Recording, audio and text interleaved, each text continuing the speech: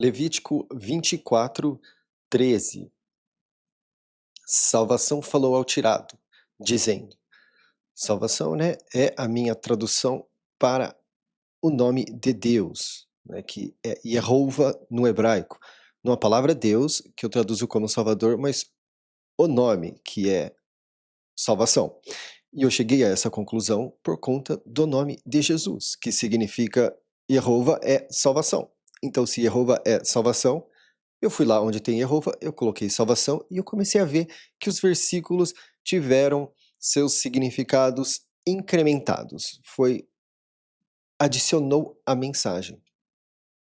E nós vemos vários lugares já que o fato de usar salvação ao invés de Yehovah, ou aquela palavra Senhor em maiúsculo no meio do texto, a mensagem ela tomou um tom diferente, e em muitos lugares até mesmo mais acolhedor. Então, assim, o encaixe disso não foi apenas na tradução da palavra, mas também nos versículos onde ela se encontra. E tirado é Moisés. Tirado porque ele foi tirado da água, então a moça deu o nome, a fama dele de tirado. 14. Faça o diminuidor sair para fora do acampamento. Agora aqui eles estão fazendo referência a este versículo, do filho da mulher que diminuiu a fama de salvação, que eu comentei no fim do episódio anterior. Só que essa palavra diminuidor, nas traduções tradicionais, ela vai estar como amaldiçoador, quem amaldiçoou. Eu vou até confirmar aqui exatamente como, o que tem blasfemado, o que blasfemou. E é nesse sentido, tá? Mas literalmente a palavra no hebraico ela é usada para diminuir. Diminuiu alguém, diminuiu a pessoa, e isso é blasfêmia. Você diminuir Deus é blasfemar. Isso é interessante porque também esse filho dessa mulher, vamos lembrar que a tradução da palavra diabo, que vem do grego, ela é nesse sentido de blasfemador, de caluniador. Então, isso aqui é nesse sentido, porque tem uma proximidade grande entre blasfemador, diabo e essa palavra diminuidor, e isso de amaldiçoar. Porque amaldiçoar é como se fosse, não é nesse sentido de maldição que é uma coisa, ai, tá? É no sentido de dizer mal, de diminuir. Então, assim, a palavra amaldiçoar nas Bíblias tradicionais, elas tiram do que de fato está ocorrendo por trás daquela palavra, que é simplesmente falar mal de alguém. E nós vemos isso acontecendo no dia a dia. As pessoas falam mal umas das outras, diminuem umas às outras. Então vamos lá. Faça o diminuidor sair para fora do acampamento. E todos que ouviram vão firmar as mãos deles sobre a cabeça dele. E toda a reunião vai apedrejar ele.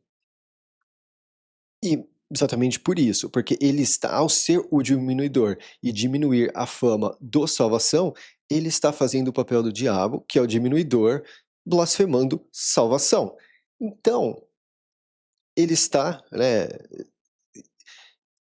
e especialmente vindo de uma linhagem onde uma pessoa se chama completude, que é aquele sentimento que eu falo, que não é apenas a ausência de conflito, mas também quando você sente o seu coração cheio, né, e de alguém que se chama minha palavra, dá para ver que essas eram linhagens de pessoas que muito provavelmente eram próximas ao Salvador. Muito provavelmente. Então essa queda dele foi maior ainda considerando a linhagem dele, porque estavam num lugar de próximo ao Salvador, e quando caiu, cai pesado, tá. E reunião, né, eu estava falando da palavra reunião. Essa palavra reunião, ela seria sinagoga. Eu acho que até na Septuaginta, que é a tradução que os apóstolos usavam, está como, eh, sinagoga, tá. E sinagoga é uma palavra que não foi traduzida para o nosso idioma. Ela simplesmente significa reunião. ela é usada como o verbo reunir. E aqui atrás, a base dela é a palavra testemunha. Então é dessa palavra que os testemunhas de Jeová, por exemplo, tiram o nome da crença deles. Testemunhas de Jeová vem dessa palavra aqui. É como se fosse reunião de Jeová, reunião de salvação. Tá? Mas eles não traduzem Jeová para salvação, eles usam Jeová. Só que, no plural, ela fica estranho porque ela também é usada para abelhas e outras coisas. E assim, testemunhas, usar testemunhas de abelhas fica estranho, porque né, o que as abelhas estão testemunhando? Então eu chamo de reunião, é uma reunião de abelhas lá no versículo onde fala de reunião de abelhas, e aqui também. Né? E vai apedrejar.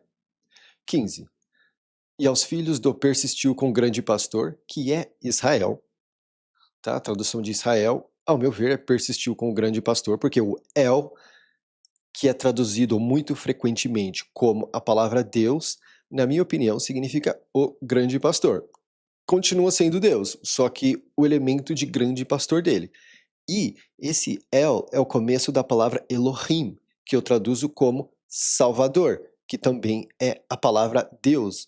Mas eu traduzo como Salvador porque grande pastor, Salvador ia ficar muito grande. Então eu resumo para Salvador, porque o Salvador também é o grande pastor. Né? É como se fosse uma função diferente de um mesmo ser.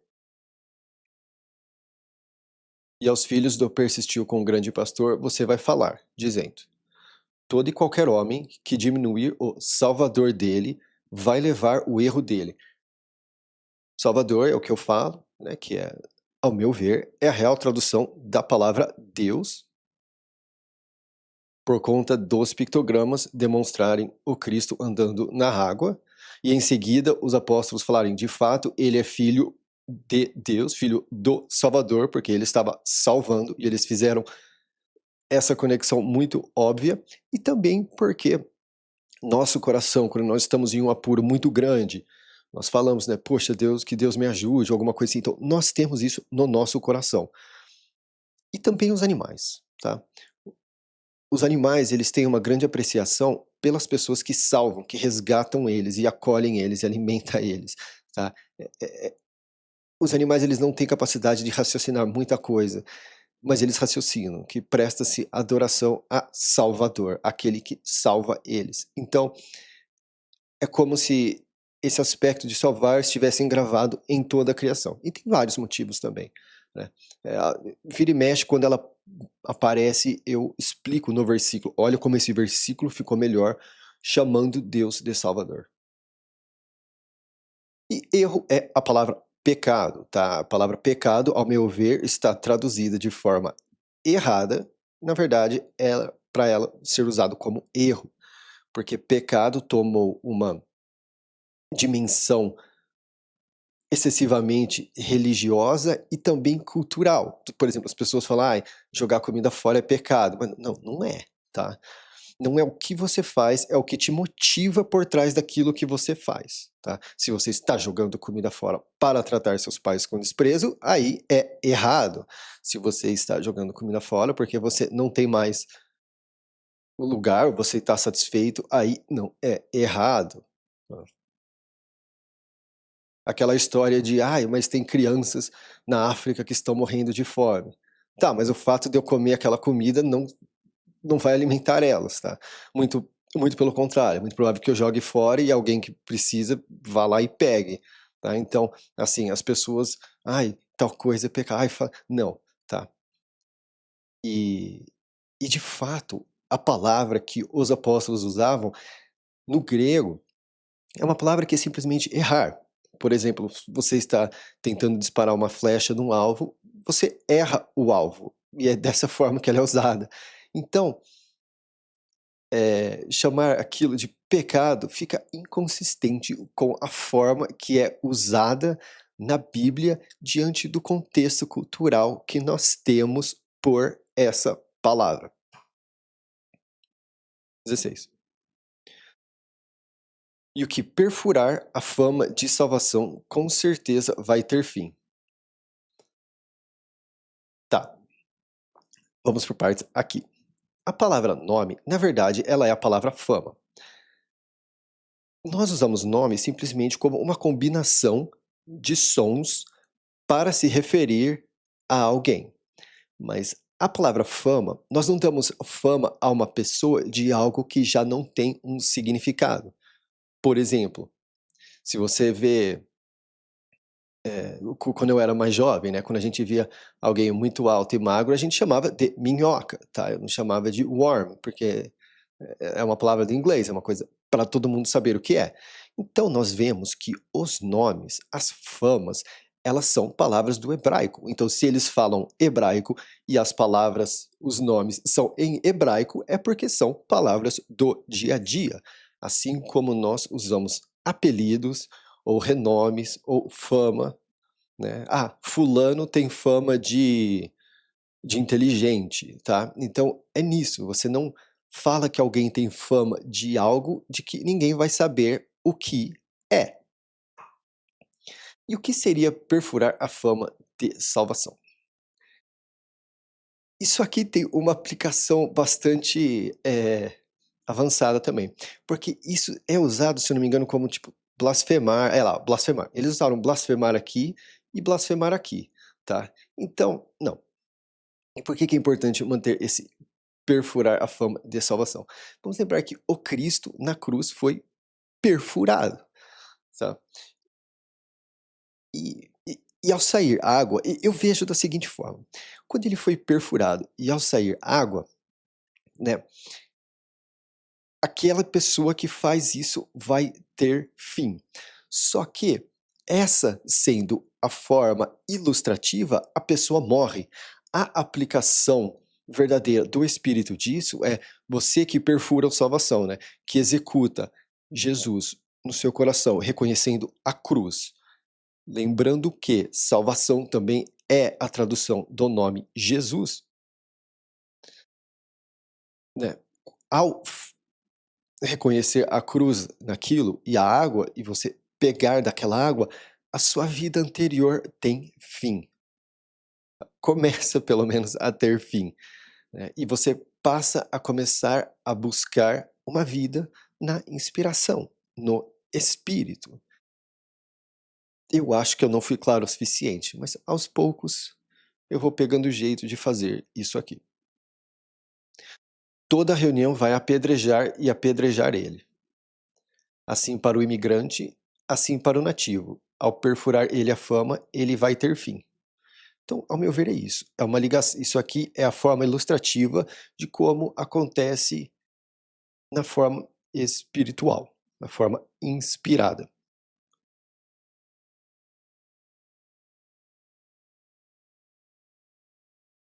E um homem que golpear qualquer ser do solo, com certeza vai ter fim. Tá, do solo. Solo é a tradução de Adão. Falam que Adão significa homem, mas Adão significar homem não faz sentido. Porque no versículo que ele foi nomeado, fala que ele foi tirado do solo. Então, se você traduz aquilo como homem, ele foi tirado do homem, então o nome dele vai ser homem. Não faz sentido.